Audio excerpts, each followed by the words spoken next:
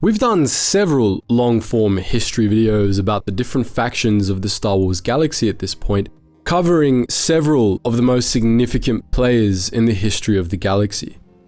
In many of these histories, we've made reference to one of the galaxy's most fascinating, if obscure, civilizations, the peoples of the Tion cluster. The Tionese have lurked on the fringes of our stories of the Republic, the Hutts, and the pre-Republic era, and we've discussed parts of their history over the course of those videos, albeit incorporated into the stories of other civilizations. But today, it's the Tion cluster's turn in the spotlight. We'll be examining the full history of the region from the pre-Republic era to the time of the Empire. Strap in and get ready to dive deep into stories of pirate kings, lost treasures, and the nuances of one of the galaxy's most fascinating civilizations.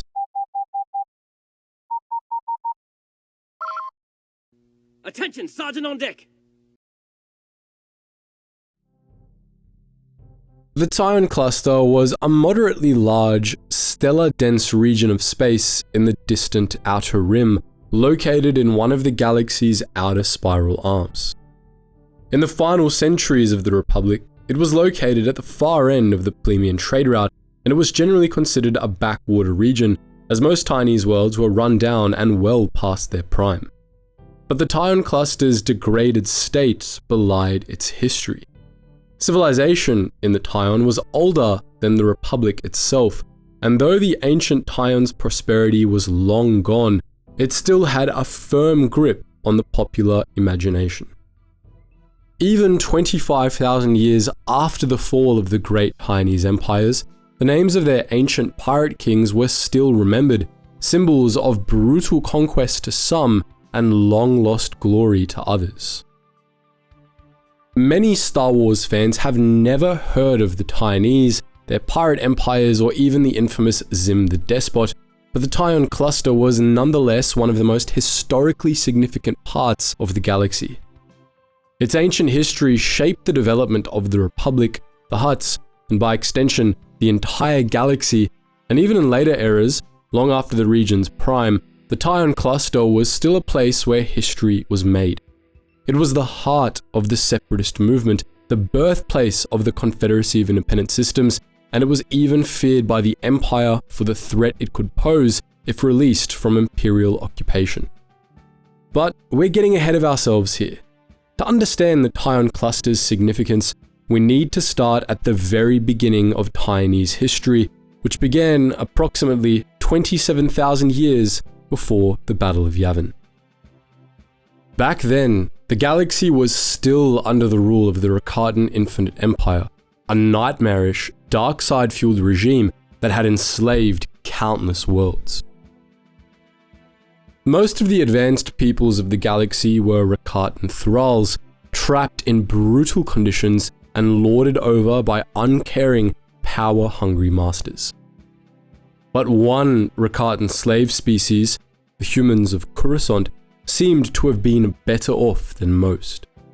We've theorized before that this was because not even the Infinite Empire had the manpower to establish total control over Galactic City, which even back then covered the entirety of Coruscant and was built upon itself in levels.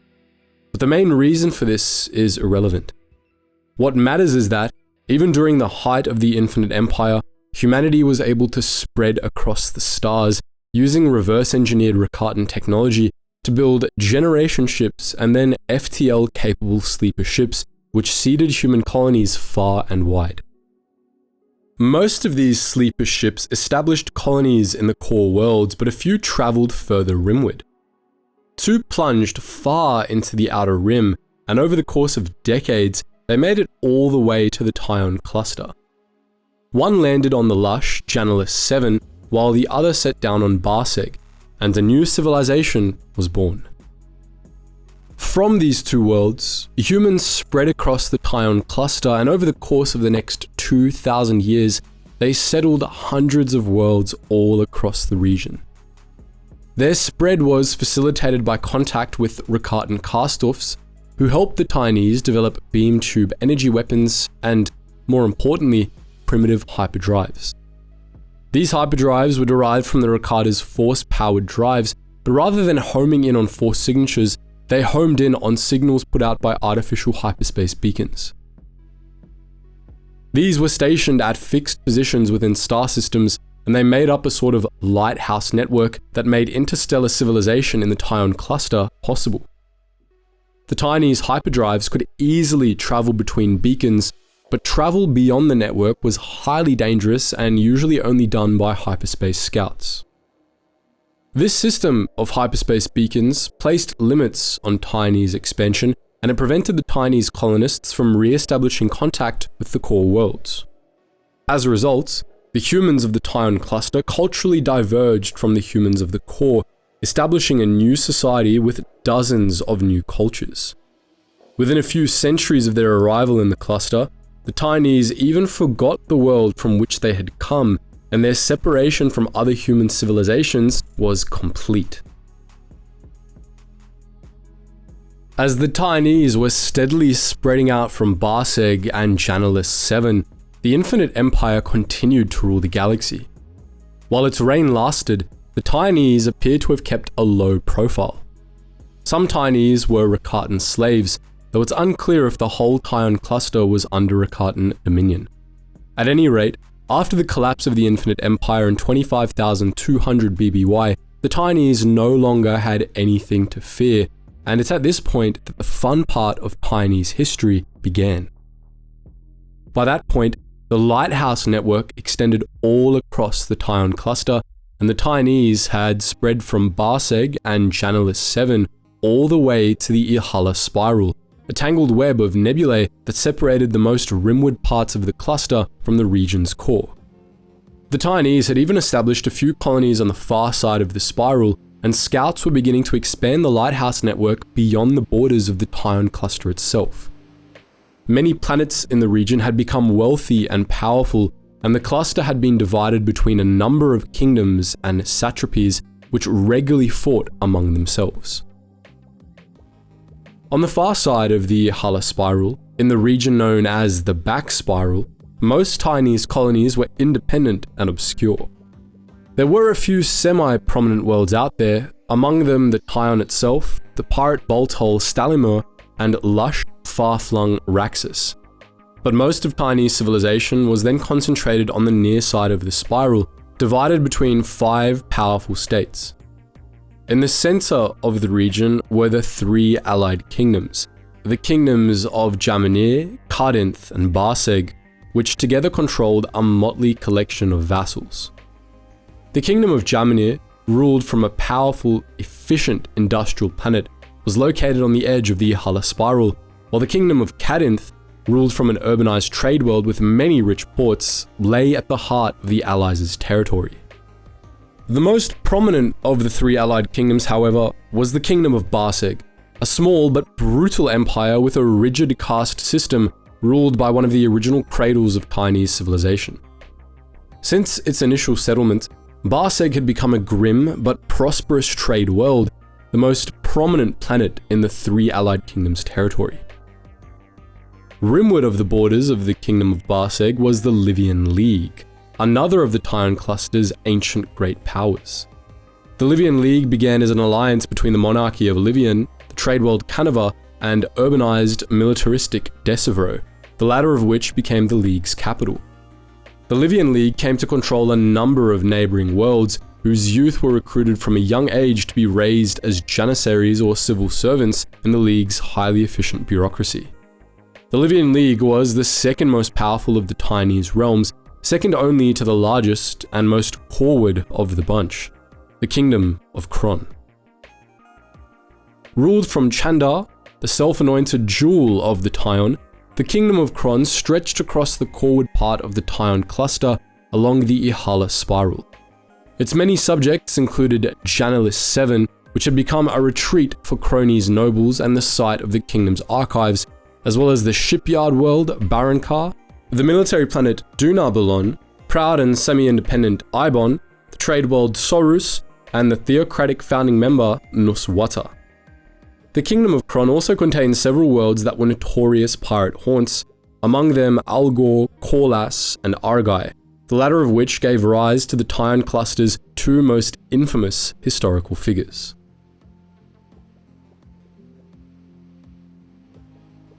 Argai was a chilly, windswept rock on the edge of the Yahala Spiral, known for its hard-scrabble traders, its cunning pilots, and above all, its pirates. The pirates of Argai were more or less a legitimate force in the rimward, remote parts of the Kingdom of Kron, counting nobles and other high-ranking persons among their ranks. One such noble who became a pirate chieftain was a man named Xim VIII, who was born sometime around 25,200 BBY. This was an uncertain time for the galaxy, when the Infinite Empire was in its death throes and the warring Tionese kingdoms were becoming increasingly powerful. It was a time of tremendous change, and Xim was its herald for the Tion cluster. Xim was originally just one of many Argaian pirate chieftains, though he quickly became especially infamous for his cunning. He and his crew explored the treacherous clouds of the Yahala Spiral, establishing secret hideouts and routes from Argai to the back spiral.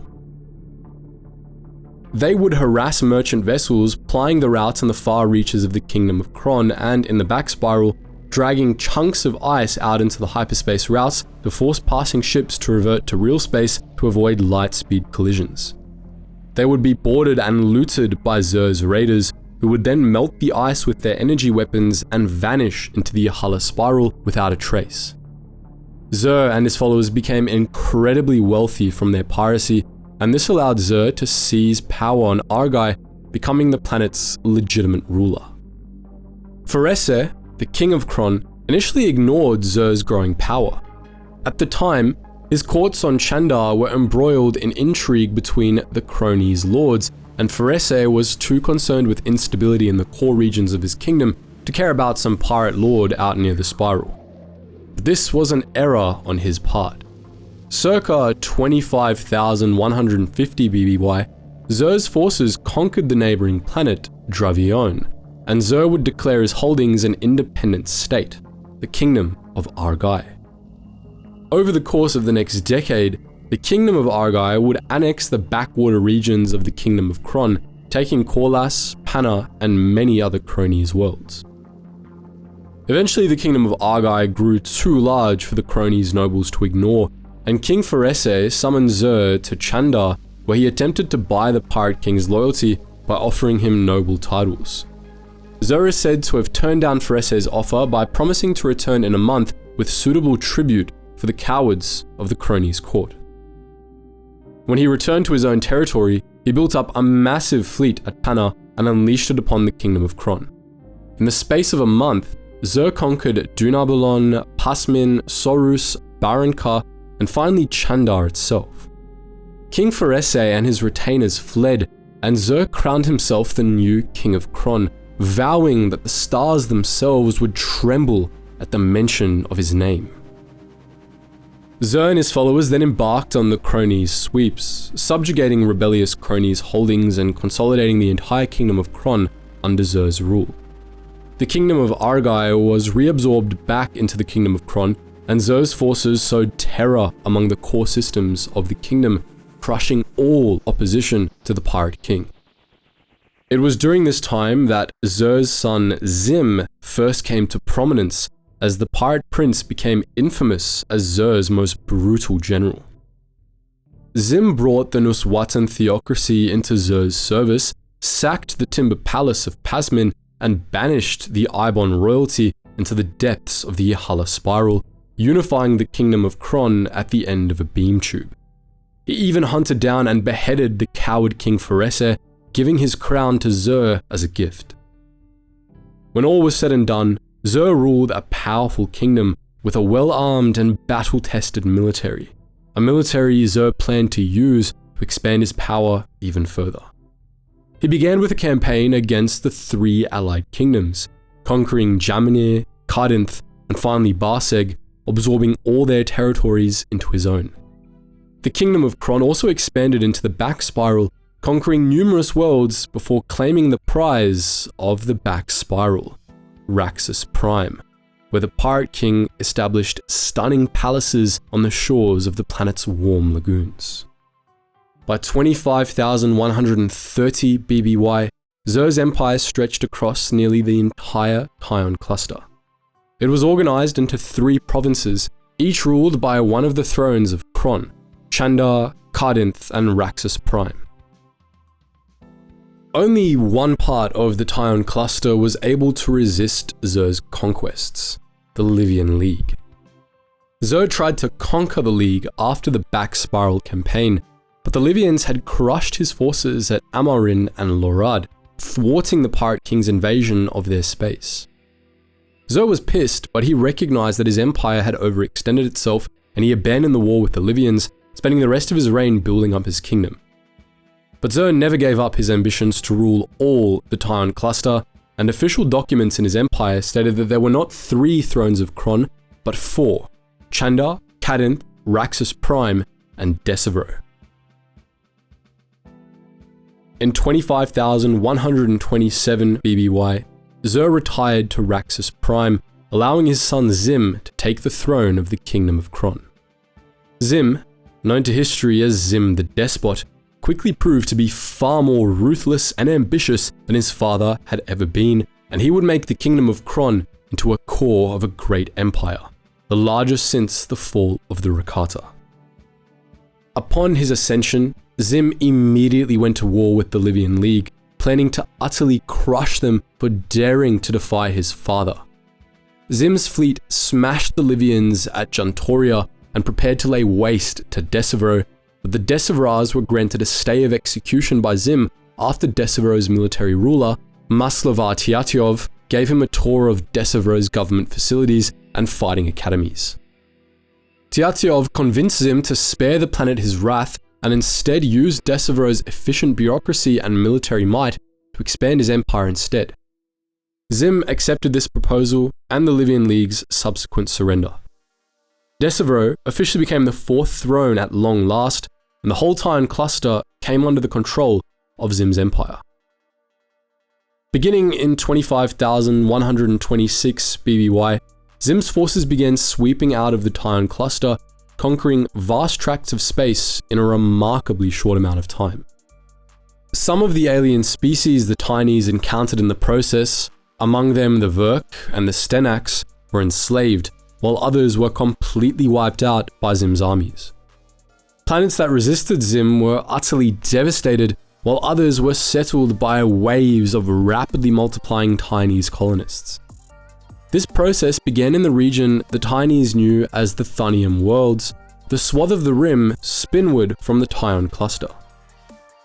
Striking out from Thanium, a military staging ground near the borders of the cluster that became the 5th throne of Xim, Chinese forces pushed deep into the region, and in 10 short years, they expanded Xim's empire from the Tion cluster all the way to the Radama Void. Some sources even claimed that Xim's armies entered Sith space, conquering Korriban and Thule.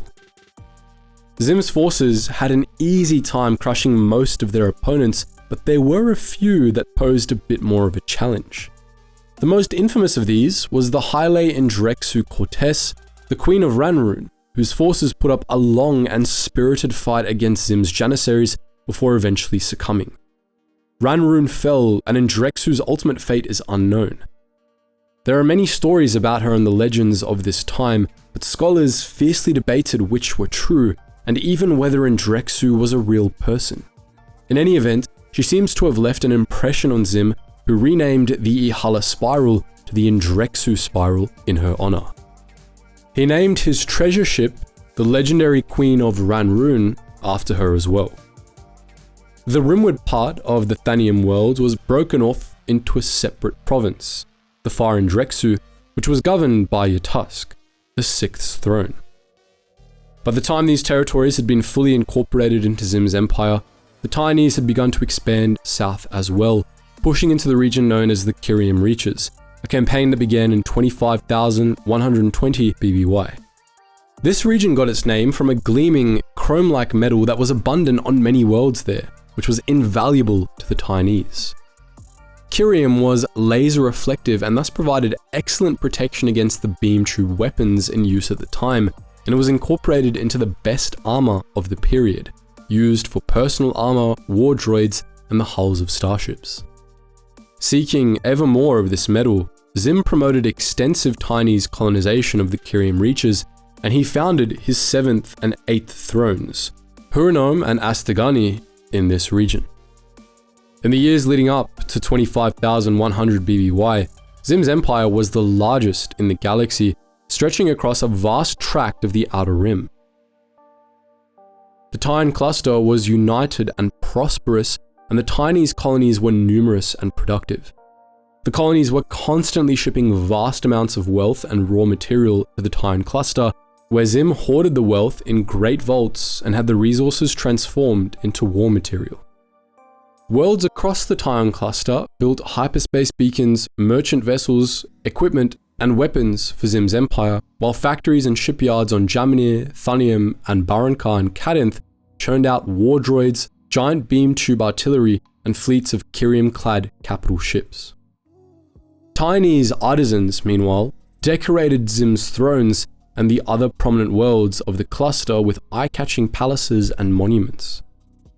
Particularly prominent palaces were built on Raxus Prime, Argai, and Amarin, while Noswata became home to Xim's infamous Forbidden Gardens, which those outside of Xim's court were not allowed to view on pain of death. Their soil watered with the blood of traitors. The Forbidden Gardens of Noswata were a fitting symbol for the simultaneous grandeur and extreme brutality of Xim's empire. The Tionese of later years remembered Xim's empire as a golden age, but it's also worth remembering that Xim wasn't called the Despot for no reason. He ruled with an iron fist, keeping his subjects in line with a singularly vicious order of secret police known as the Geno Haradan. The Geno Haradan eliminated most dissent against Xim's rule, and what resistance the Geno Haradan couldn't subvert would be crushed by Xim's armies. These primarily consisted of Janissaries drawn from the Empire's outlying worlds, who were raised from childhood to fight and die for Xim. Outfitted in ceramic armor and equipped with slug throwers or heat beams, these soldiers were deployed in vast numbers, occasionally supported by Xim's elite troops.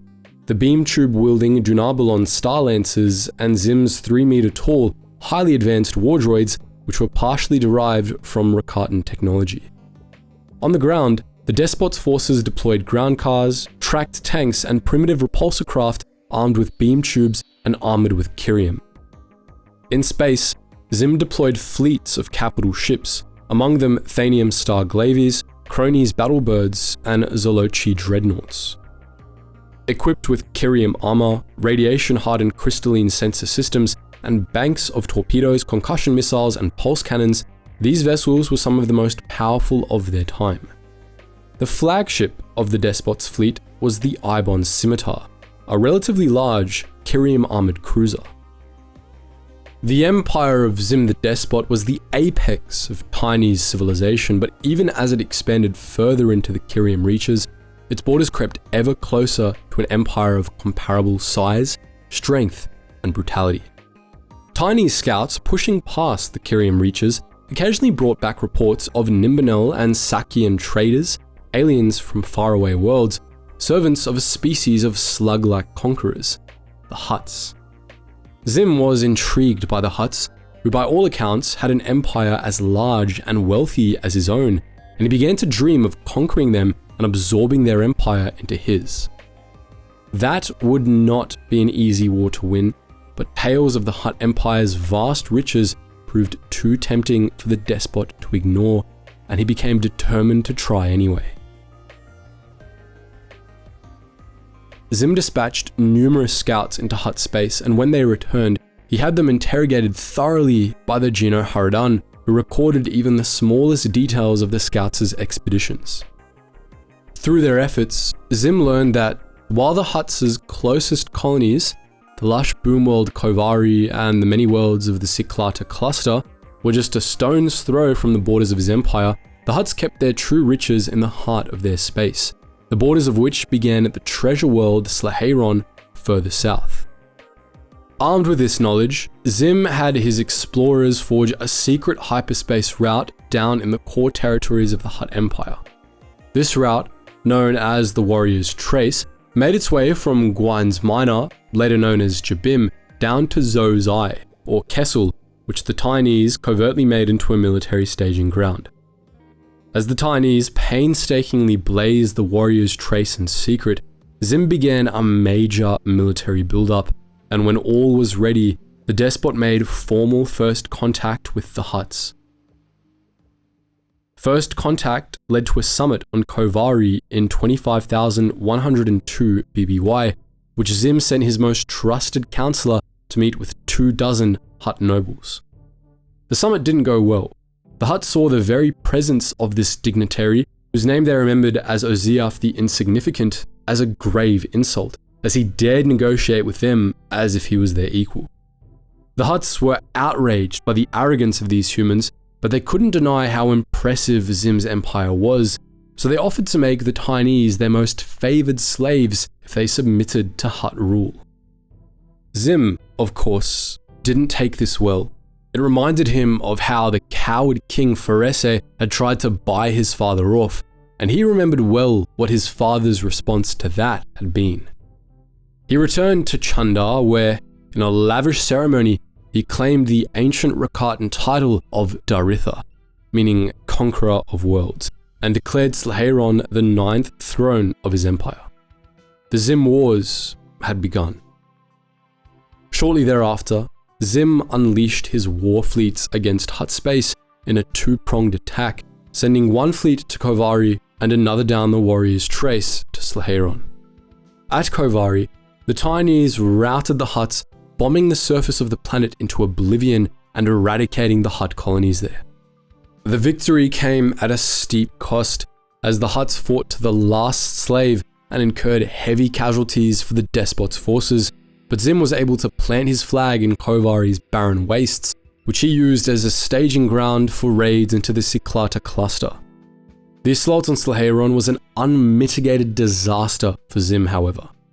The Hutts stalling at Kovari bought them time to send reinforcements to Slaheiron, and the Hutts were able to drive the Tionese back to Zhou's Eye, where most of Xim's fleet was lost among the black holes of the Maw cluster. This blunted Xim's initial offensive, buying the Hutts precious time. The Hutts took the opportunity to refortify Slaheiron, successfully defending it against repeated Tionese assaults, while their generals hired vast numbers of privateers to harass shipping in Xim's empire, weakening the Tionese aggressors from within. In 25,100 BBY, as the war ground to a stalemate, Xim received a message from the Hutt clan general Cossack, the leader of the Hutt Empire's forces, who called the Despot a coward and challenged him to a ritual battle above Vontor in the contested Cyclata cluster. Xim readily accepted, as Vontor's crust was very rich in high-quality Kyrium, which the Tionese were running out of after mining the Kyrium reaches dry. Xim's forces arrived at Vontar before Cossacks and immediately set to work strip mining Vontor for Kyrium, turning it into armor and slapping it on every ship in Xim's fleet. But when Cossacks' forces arrived to meet Xim in battle, the Despot realized he had made a mistake.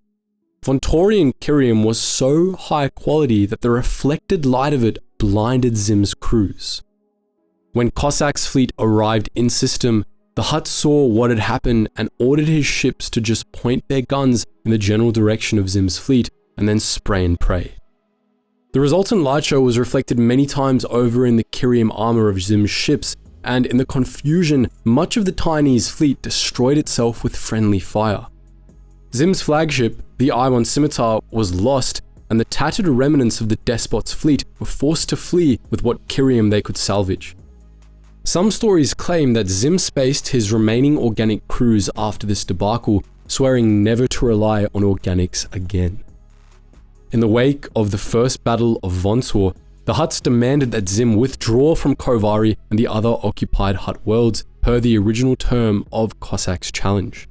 But Xim refused. Instead, he rebuilt his fleet, replacing his organic crews with war droids whose ocular sensors lacked the shortcomings of the human eye. He stepped up his raids on the Cyclada cluster, and he opened up a new front in the war by supporting the Parliament of Morolan in throwing off Hutt rule. Morolan became a Tionese-aligned republic and began fighting the Hutts on their own, which Xim believed would give his forces an edge. A year later, he dared Cossack to a second ritual battle at Vontor, this time choosing to fight on the ground. Cossack was taken aback, as an outsider challenging a Hutt according to the Hutt honor codes was unprecedented, but he agreed.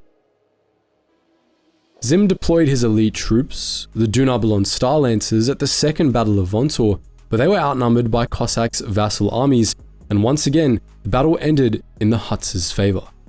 Hordes of Weequay mercenaries, Jilran flechettes, and Cyborian heavy infantry overwhelmed Xim's forces, killing countless Janissaries and completely wiping out the Star Lancers. But Xim had sacrificed his forces on purpose. They bought him time to make off with a massive horde of Vontorian Kyrium. When Xim's fleet fled the planet, led by his new flagship, the Death Knell, Cossack attempted the same tactics that had won him the last battle, only for Xim's new robot-crewed warships to blast a hole in the Hutt fleet and escape into hyperspace. By this point in the war, the Tionese were in a bad state. Their command structure had started to fracture, Xim's forces had been greatly reduced, Hutt privateers had destroyed shipping across Tionese space, and their empire had been nearly bankrupted by the war effort. Xim's advisors begged him to abandon the war with the Hutts, but Xim would have none of it. Instead, he ceded Morolan back to the Hutts to buy himself time, while he spent the last of his wealth on a new fleet and an improved army of war robots. In the meantime, the Hutts sterilized Morolan and recaptured Kovari, while their privateers continued to wear down Xim's empire from within. In 25,097 BBY, Xim received a challenge to a third ritual battle at Vontor.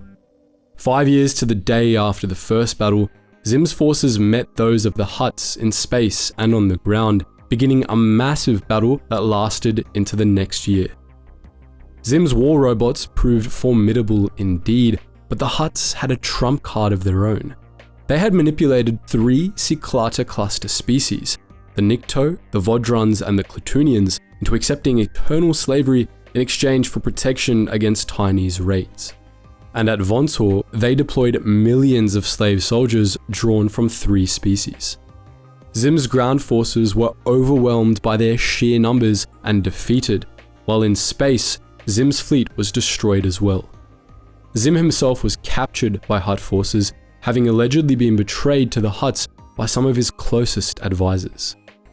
The Hutts were utterly victorious in the Third Battle of Vontor, and Xim the Despot was brought back to Val in chains for a public trial, in which Cossack the Hutt condemned him to languish in a Hutt dungeon for the rest of his life.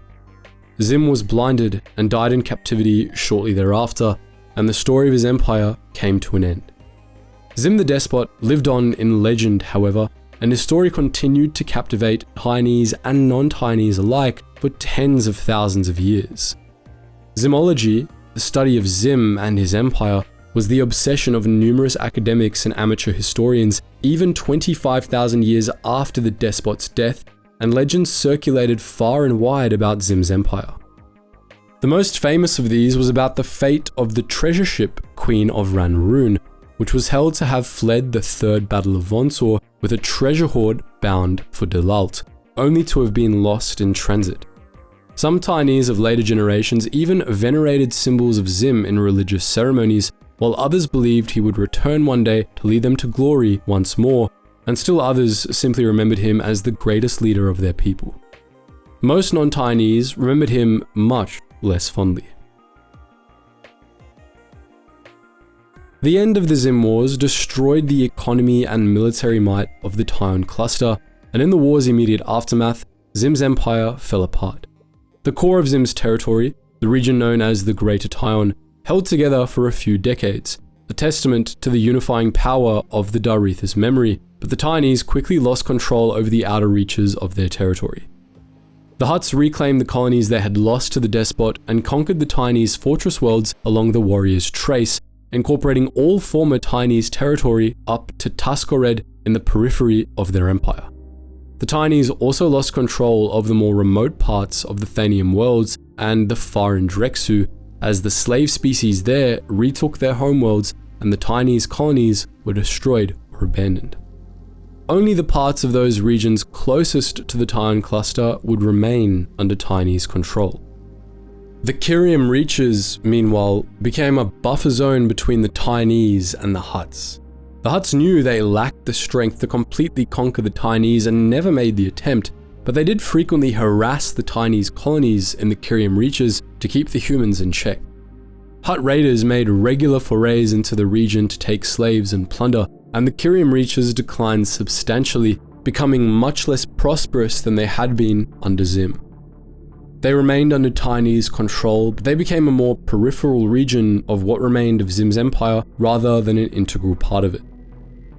The shrunken remnant of Xim's empire held together for a time, but within a century of the Doretha's death, it had splintered into several squabbling kingdoms once more.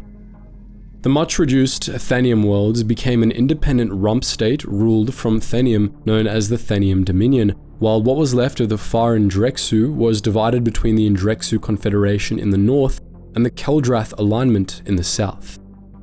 All three were lesser powers that would soon lose most of their Tionese identity.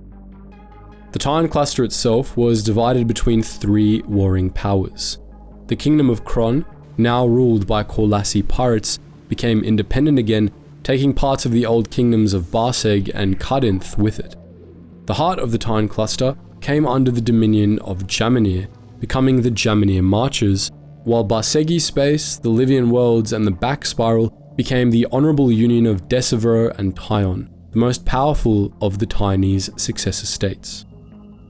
These warring states squandered much of what remained on Tionese military strength in petty conflicts with one another and skirmishes with Hutts, destroying much of what remained of the prosperity and efficient bureaucracy Xim had built.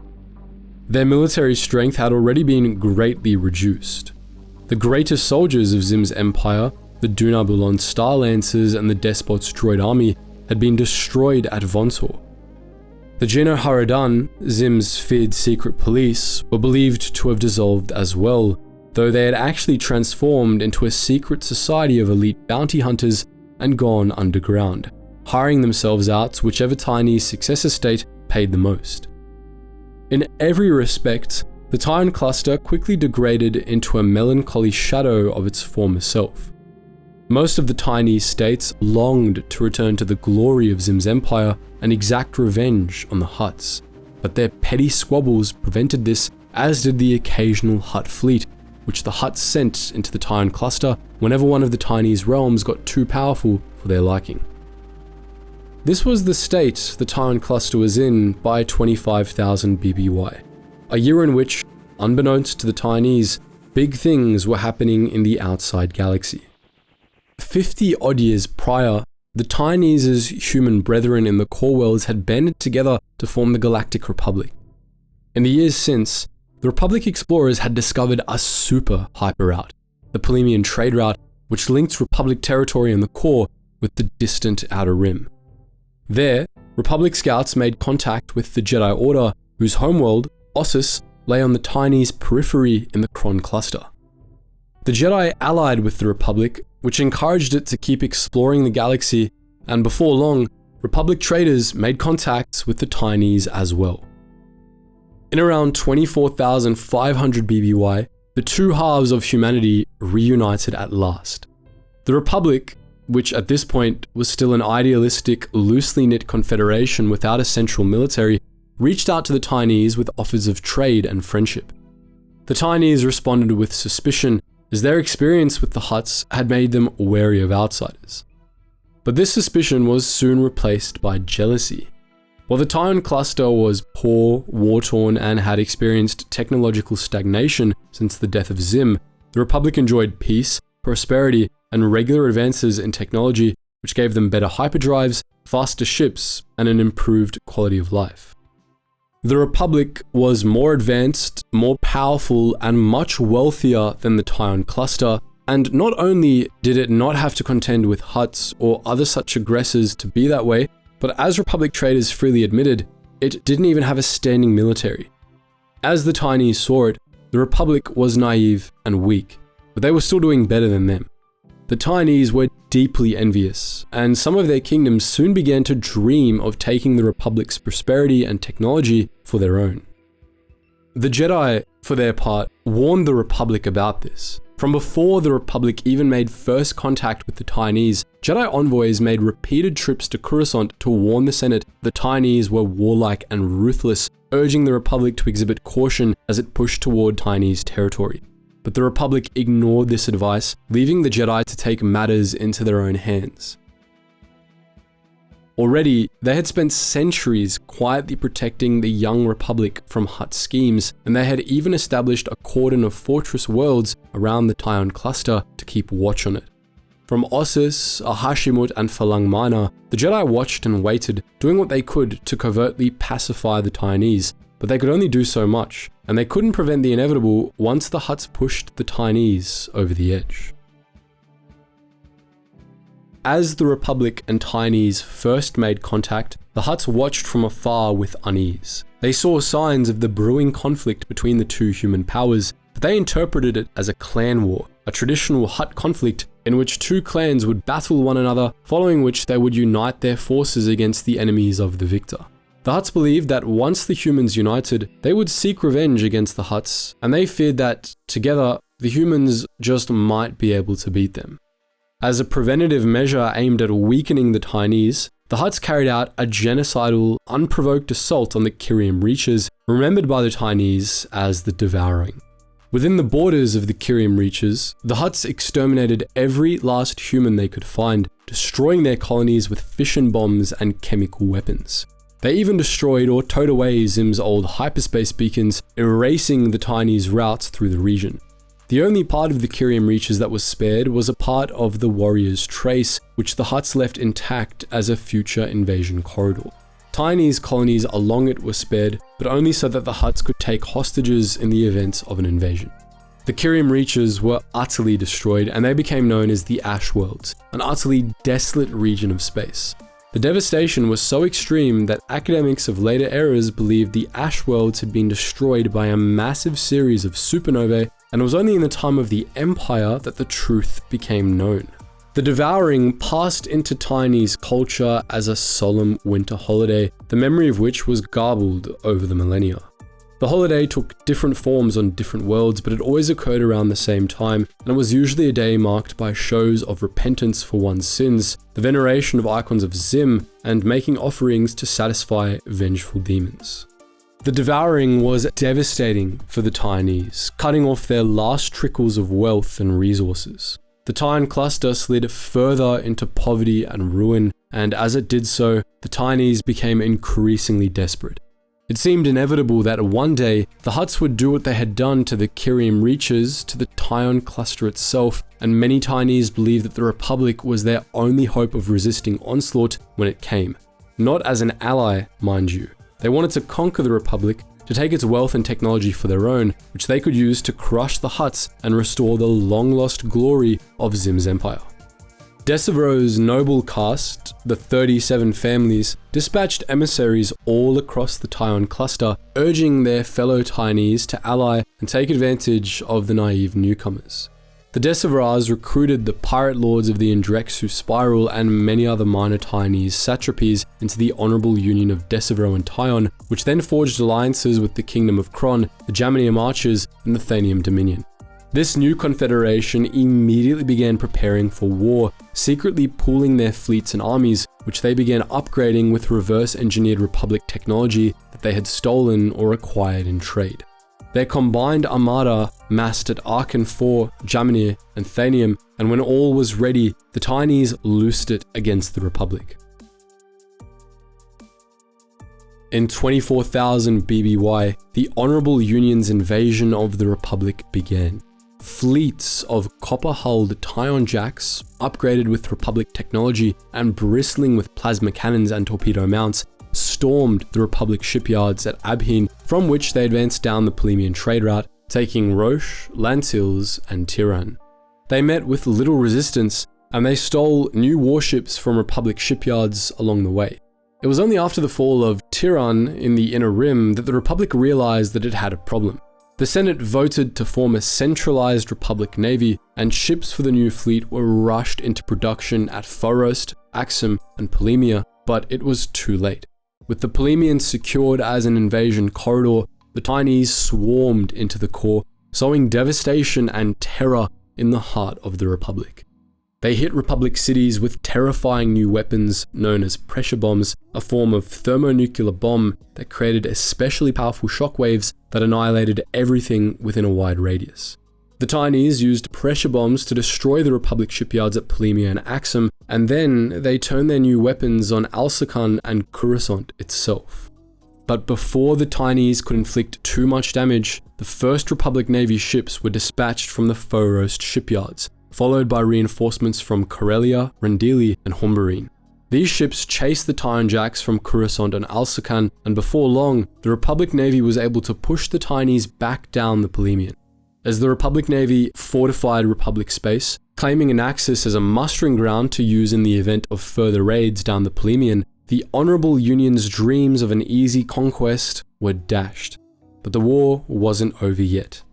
Indeed, the Tionese War lasted for a full century, and after the initial invasion of Republic space, it ground to a stalemate. Over the course of the next few decades, Tionese and Republic fleets would go back and forth along the Polymian, carrying out raids and pressure bombings against each other's worlds. The Tionese fought fiercely, but the Republic steadily gained the upper hand. This was primarily due to the Republic's greater wealth and industrial might, but there were other important factors as well. Republic agents and merchants were able to incite the Hutts to ramp up their raids on the Tion cluster, forcing the Honorable Union and its allies to commit some of their forces to border defense. Perhaps most significantly, after decades of painstaking debate, the Jedi decided to join the Republic war effort as commanders and strategic advisors, fearing that otherwise galactic civilization would fall apart. Once all these factors came into play, the Tionese invasion was doomed to failure, much as Xim's war with the Hutts had been. But the Honorable Union fought on anyway. The leaders of the Tionese felt they had been backed into a corner. Caught between the Republic and the Hutts, they feared that their civilization would be destroyed and their culture would become extinct if they didn't keep fighting. The Tionese raiders became fanatical, desperate, and increasingly brutal, and their regular assaults on the core went from ordinary military operations to a campaign of terrorism, ambushes, and even suicide attacks. Some Tionjacks were diverted from the regular assaults against the Polymian fortress worlds to attack minor colonies in the Divide, seeking out worlds where they could kill every last Republic colonist. The Tionese were no longer fighting for glory and plunder. They were lashing out at all who opposed them, attempting in vain to keep what imperial power they had left, livid at the universe for denying them their due. They channeled their hatred and resentment of the still untouchable Hutts into the war with the Republic, the one enemy they could at least hurt, the naive weaklings who were somehow beating them. As the Tionese radicalized and became increasingly vicious, the Republic was radicalized as well. It began pursuing a strategy of total war, storming down the Polymian and carrying out ruthless pressure bombings of Kardinth, Jaminir, Thunium, Chundar, and Barseg, obliterating whole cities along with military and industrial targets. Finally, in 23,900 BBY, the Republic Navy descended on Decevero itself, which was bombed into oblivion. At length, the Deceverars offered their unconditional surrender on behalf of the Honorable Union. The Navy told them to go to hell. The Republic had resolved to sterilize Decevero as punishment for the brutality the Tionese had exhibited in the war. Fortunately for the Deceverars, the Jedi put a stop to this genocide before it could begin. Having become increasingly displeased with the Republic Navy's conduct of the war, the Jedi threatened to sever all ties with the Republic if they wiped out Decevero. Fearing the loss of Jedi protection, the Republic agreed to spare the Deceverars, accept the Honorable Union's surrender, and disband the Republic Navy to appease the Jedi, who in turn relinquished their military roles and went back to being watchmen. With that, the Tionese War came to an end. The end of the Tionese War also meant the end of the Tionese as an imperial power. The defeated Honorable Union of Decivro and Tion, as well as its allies, reluctantly joined the Republic after the war's end, knowing that, in their greatly weakened state, they would probably be wiped out by the Hutts if they tried to stay independent. The Kingdom of Kron, the Jaminier Marches, the Indrexu Confederation, and the Keldrath alignment were allowed to remain more or less intact, though they became Republic sectors instead of independent states. Most of the Honorable Union of Decivro and Tion joined the Republic sometime after, though it was renamed to the Ancient and Honorable Union of the Tion Hegemony, and eventually just the Tion Hegemony, as Decivro had left the Union when it joined the Republic. Though the devastation it had endured meant Decivro needed outside aid the most of all the Tionese, the Decivras stubbornly refused to join the Republic for millennia. They remained bitterly independent even as their planet crumbled into ruin, becoming a backwater even by Outer Rim standards. It eventually conceded, joined the Republic, and became the capital of the Tion Hegemony once again, but Decivro was never really the same. Nor was most of the Tion cluster, for that matter. Over the course of millennia, the Tion became just another region of the Republic. Parts of it regained some measure of wealth and prestige, while other parts crumbled into ruin. But the Tionese would never again form an empire, and their dreams of reclaiming the glory of Xim became a distant memory. And with that, we'll put a pause on the history for a bit to talk about the astrography of the Tion. After the Tion was annexed by the Republic, the Greater Tion was broken up into sectors, the borders and numbers of which shifted over the millennia, with there being 3 sectors in the region at the time of the Clone Wars. These were the Kingdom of Kron, which made up the coreward part of the Tion cluster, Tion Hegemony, which contained the rimward parts of the cluster and parts of the Far Indrexu, and the Thanium Worlds, located west of the Tion cluster itself. After the end of the Clone Wars, however, the Empire broke the region up as punishment for its strong commitment to the separatist movement. The Tion Hegemony was carved into pieces, with parts of it broken off to form the Allied Tion, the Indrexu sector, and the Keldrath sector. The Thanium Worlds, also known as the Thanium sector, were left unchanged, as was the Kingdom of Kron, though it was renamed to the Cronies Mandate. We'll be going by the Imperial era sector borders for this overview, since that's what's on the map of the Tion cluster that we have. The Tion cluster itself contained approximately 12,000 stars and 600 inhabited planets. Of these, 446 were part of the Cronies Mandate, while the remaining 136 were split between the Tion Hegemony and the Allied Tion. We'll start by taking a look at the Cronies Mandate, the wealthiest, most populous, and most coreward of the 3 sectors, home to powerful mining and trade interests. The Cronies Mandate, still sometimes referred to as the Kingdom of Kron, was actually still a monarchy ruled by the House of Kron, the same noble house that had founded the kingdom 27,000 years earlier. During the time of the Empire, the Mandate was semi-independent under the rule of King Robert XXIII, who ruled from Chandar under the supervision of imperial forces. His people, the Cronies, were known for being aloof and haughty, looking down on the other Tionese peoples as peasants and remembering their imperial past with fondness. Unlike the other Tionese regions, which tended to be insular and unfriendly to outsiders, the Cronies Mandate was notably outward thinking, though many Cronies still looked down on outsiders, especially non-human ones. The borders of the Cronies Mandate were very similar, though not completely identical to those of the ancient Kingdom of Kron, stretching from the Polemian trade route, which briefly passed through the sector's western fringe, to the coils of the Indrexu spiral. The main routes through the Cronies Mandate were the ancient backbones of the Kingdom of Kron: the Greater Cronies Arc, which branched off the Polemian and ran out to Derelium, and the Lesser Cronies Arc, which struck out from Derelium around the edge of the Indrexu spiral, passing into the Tion Hegemony. 2 less prominent routes branched off the Greater Cronies Arc on their way to the Allied Tion: the Indrexu route, which wound around the edge of the Indrexu spiral, and the Kismano bypass. The Greater Cronies Arc met the Polemian trade route at Archon 4, the Mandate's primary starport, prosperous world by Tionese standards, home to several powerful mining interests.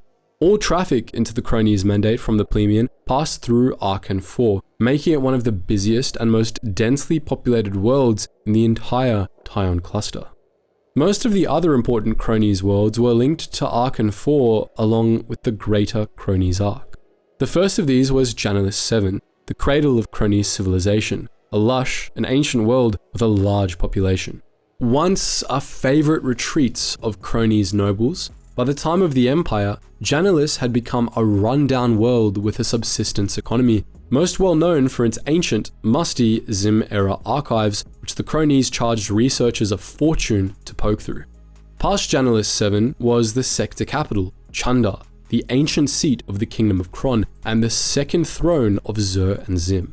The House of Kron still ruled from this ecumenopolis, once renowned as the Jewel of the Tion, but Chundar itself had declined substantially since the old days. Its decaying urban zones had become thoroughly polluted, a motley mix of ancient ruins, modern eyesores, and the corporate headquarters of Cronies mining companies. Past Chundar was Ur 7, once a thriving factory world that had been largely abandoned after industrial activity destroyed its biosphere, and Barankar, once a merchant world home to Xim's orbital shipyards, now a minor industrial world whose abandoned dry docks were haunted by pirates and smugglers.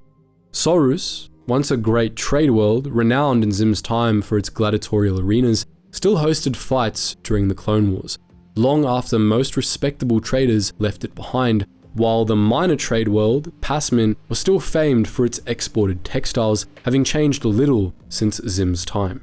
At the junction of the Greater Cronies Arc and the Kismano Bypass lay the lawless urban world Aramanx, most notorious for its slums, though it did have some legitimate trade operating out of orbital stations.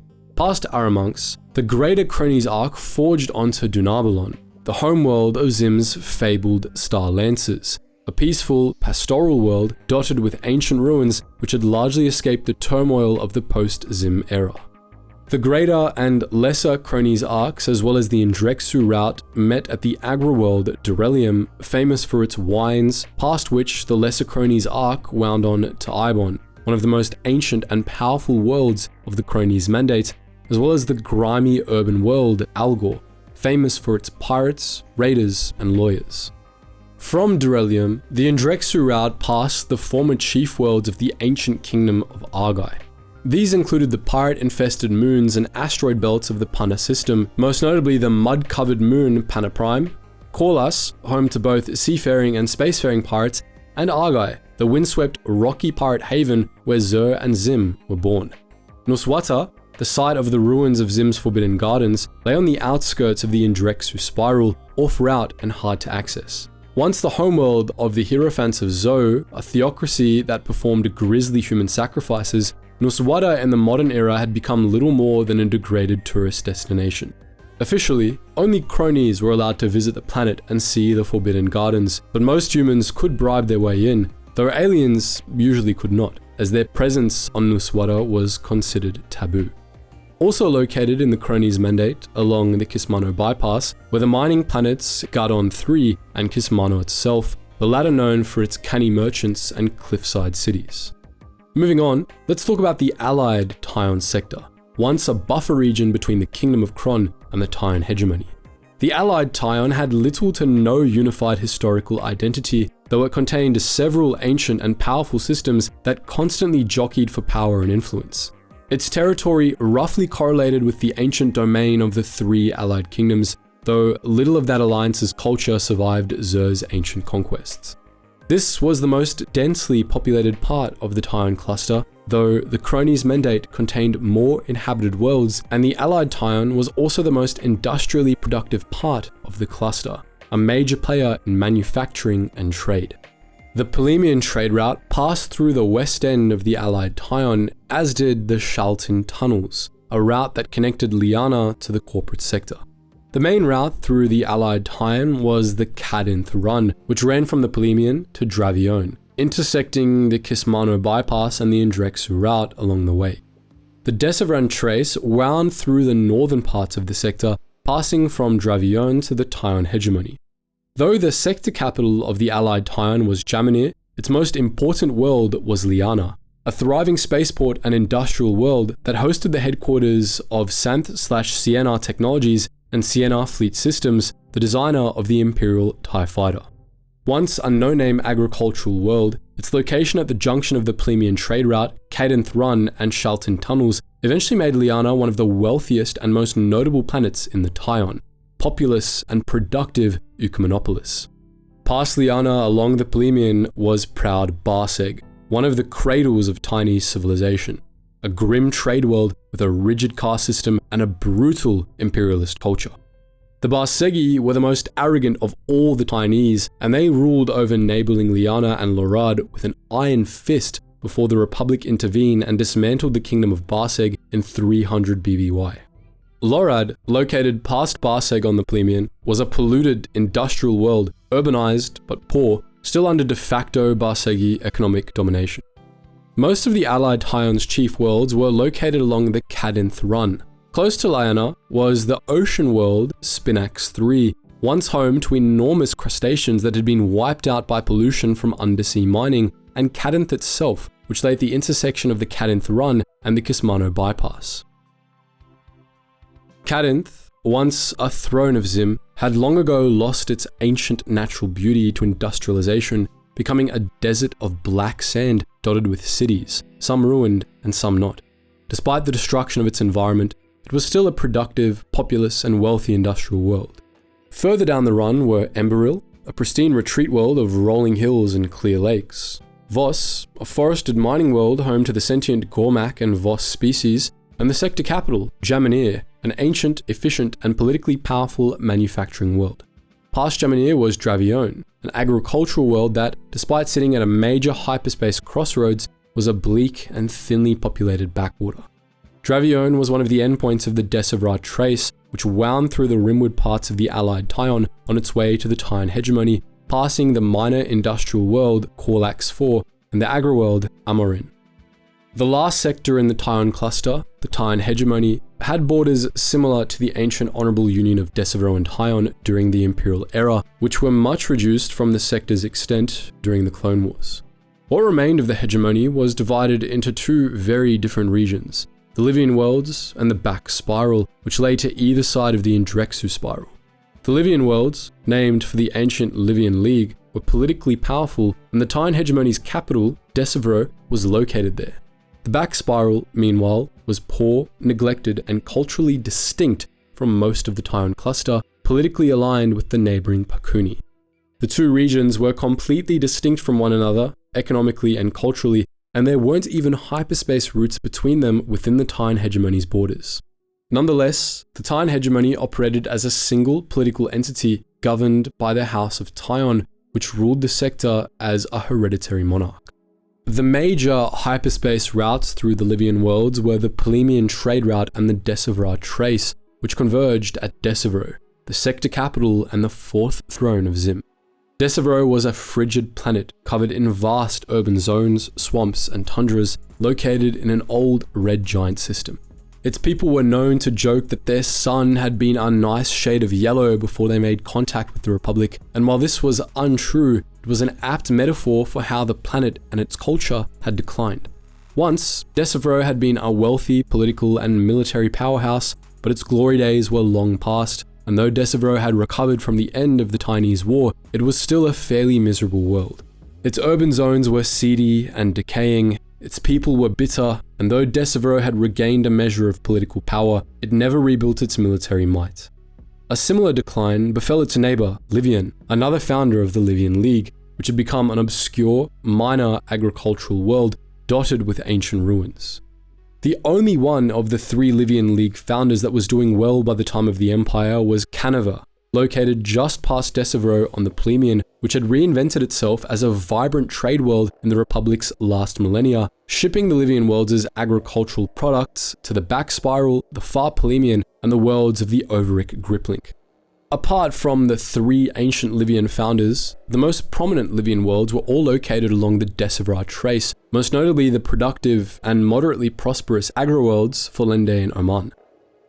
Then there was the back spiral. The backbone of this region was the Tion trade route, a twisting route that ran from Delaltz at the coreward end of the back spiral to Estaria in the Indrexu sector. The back spiral was almost completely cut off from the rest of the Tion cluster by the Indrexu spiral, which was impassable and had to be circumvented by ships heading to or from the rest of the Tion. The only route that went around the spiral without leaving the Tion cluster was the Lesser Cronies Arc, which met the Tion trade route at Kalula and linked the back spiral to the backwaters of the Cronies Mandate. The back spiral was connected to the worlds of the Overic Griplink by the Rudrig Gabu Way and the Pakuni Drift, which branched from the Tion trade route at Rudrig and Brigia. It was connected to Calamari space by the Giblim route, which began at Delalt. Located on the Tion trade route, the chief system of the back spiral was the Raxus system, home to two worlds, Raxus Prime and Raxus Secundus. Raxus Secundus was a thriving, cultured planet of beautiful, well-maintained seas, forests, and cities, the capital of the CIS during the Clone Wars. Raxus Prime was once similar, a pleasant world dotted with warm lagoons and beautiful palaces, known at various points as a Throne of Zur, the Circlet of the Tion, and Nikato's Shining Gem. But millennia of steadily increasing industrial activity slowly destroyed Raxus Prime, covering the planet with industrial sprawl and mountains of scrap from pole to pole. By the time of the Clone Wars, Raxus Prime was known across the galaxy as a junkyard planet with only a few active industrial zones, a number of roving Jawa tribes, and the occasional Sith or Separatist hideaway to give it life. Past Raxus, the Tion trade route passed Tion itself and the manufacturing world Argoon.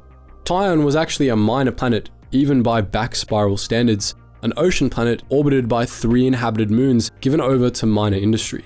The Tion cluster got its name not from the planet, but from the bright blue binary stars it orbited, which were plainly visible far beyond the cluster's borders.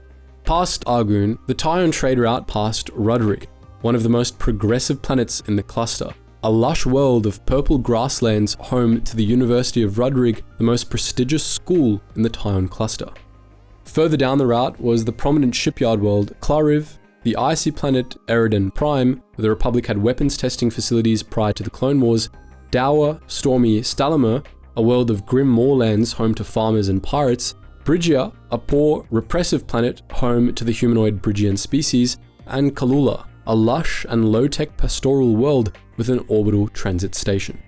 At the very end of the Tion trade route was Delalt, a mostly ocean-covered world that housed the legendary treasure vaults of Xim the Despot, built at the heart of an advanced city that had mostly crumbled into ruin.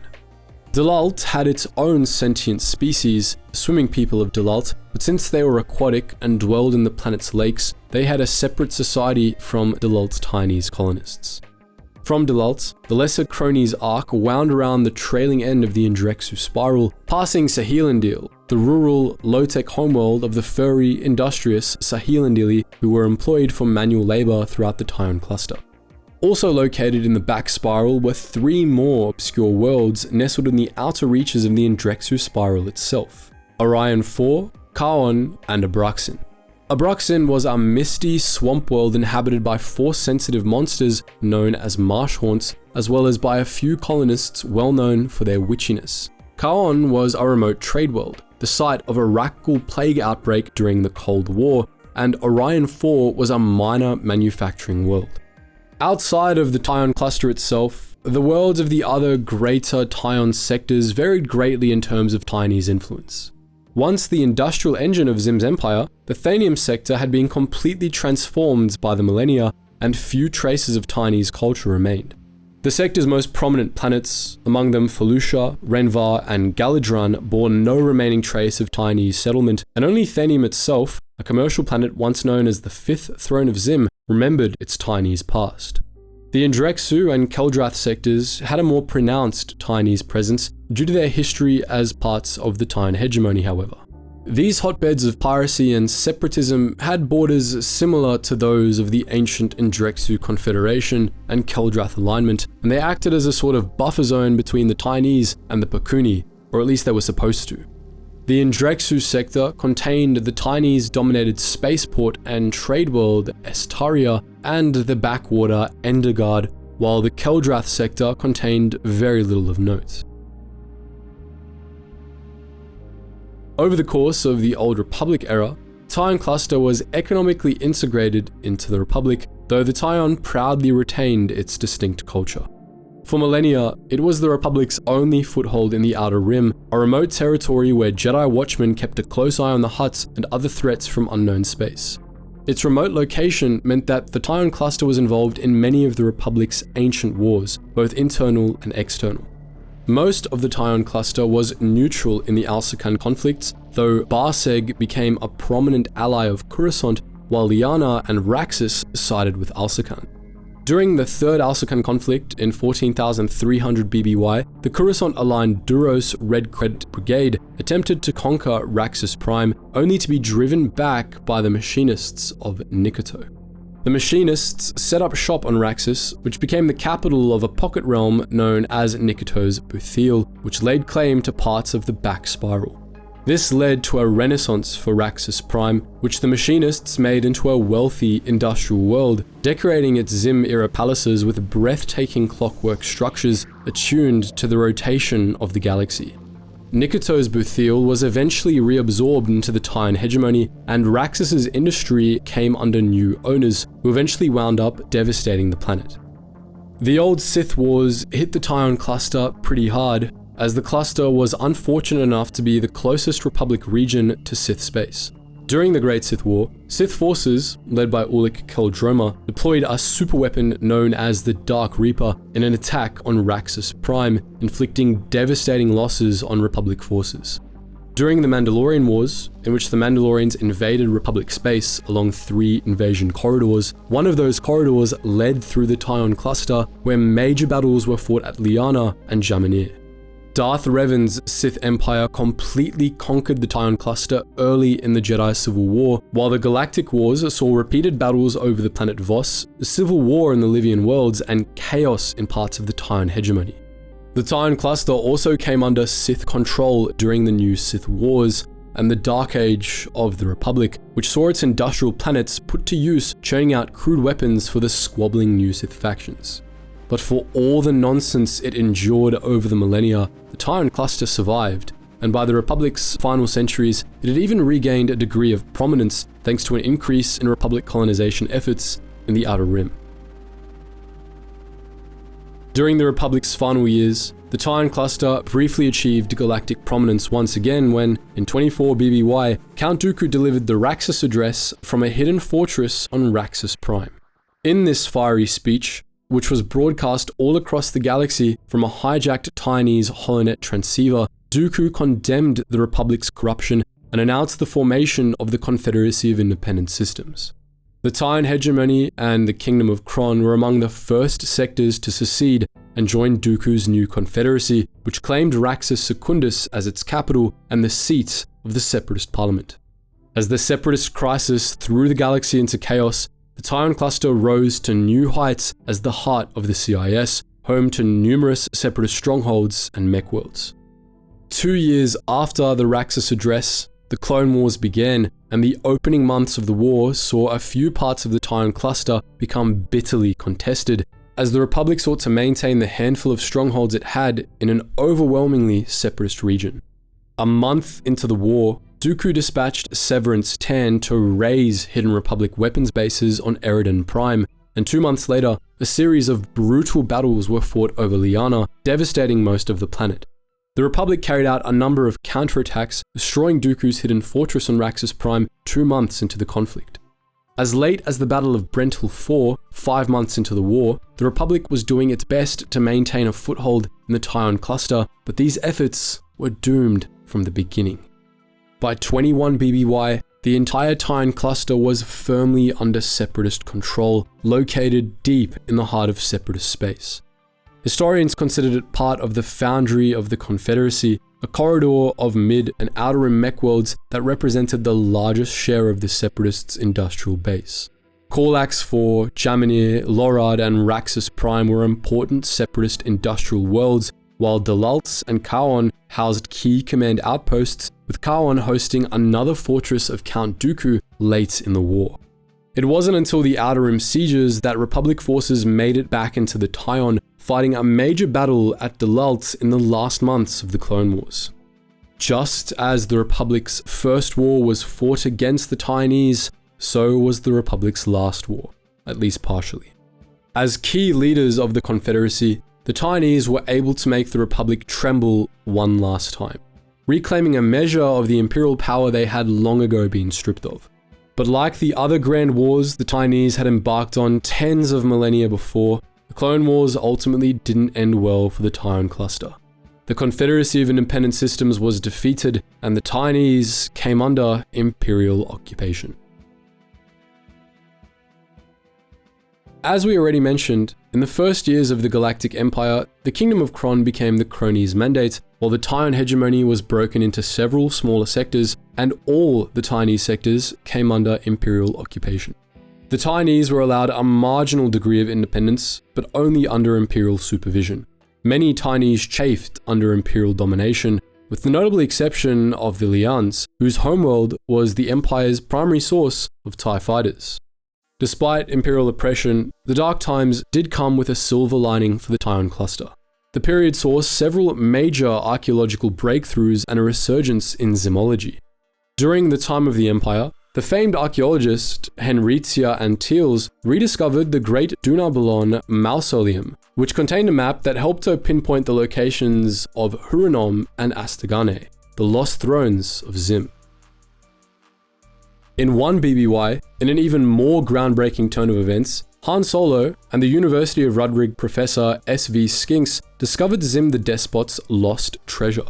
As it turned out, contrary to popular belief, the Queen of Ranrune had made it back to Dalalt with its hoard of plunder after all, and the empty vaults on Dalalt were actually replicas constructed on top of the real vaults to throw off potential thieves.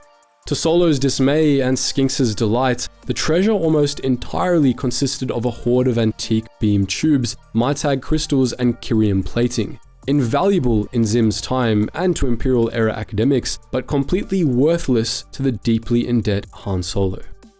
During the Galactic Civil War, the Rebel Alliance had a number of strongholds and hideouts in the Tion cluster, especially in the remote reaches of the back spiral. The Empire tried to wipe out these bases to partial success in Operation Strike Fear in 1 BBY, and it carried out additional attacks against rebel holdings on Argoon and Dalalt in 3 ABY. After the Battle of Endor, the Empire initially lost control of the Tion cluster, which became an unaligned territory, but Imperial forces under Warlord Zinj reconquered the region in 7 ABY. The New Republic initially showed little interest in the Tion cluster, which flipped a few times between being independent and Imperial controlled over the course of the next few years. At the latest, it escaped Imperial control for good in 11 ABY after the final death of Emperor Palpatine, and it eventually joined the New Republic. So, that's the full story of the Tion cluster, one of the most fascinating and storied regions of the Star Wars galaxy. But what do you think? Are there any other factions you'd like to see us make a history overview of? Let us know your thoughts in the comment section below, and as always guys, thank you so much for watching, and I hope to see you in the next video.